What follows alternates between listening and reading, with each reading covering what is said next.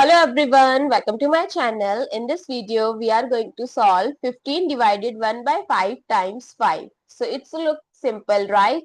But still many people fail to solve it because they did not take a right approach. They solve it by cancelling 55 with 5 and then 15 divided by 1 is 15, which is the incorrect answer. Why? Because when you have given multiple operation in a single question, that is, there is a division sign, then multiplication sign, then you have to follow order of operation, which is also known as PEMDAS rule, where P stands for parenthesis. If in an expression parenthesis is given, then you have to first solve the parenthesis, then exponent. Multiplication and division both have same priority, just solve it from left to right.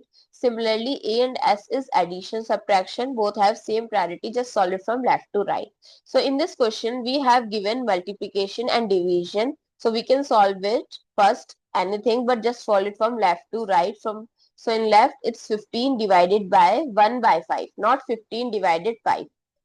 So how can we solve when there is a division sign in between? Then you have to follow KCF rule, where K stands for keep, C stands for change, and F stands for flip. So let's apply this. That means keep the left hand, change the symbol from division to multiplication, and flip the right hand.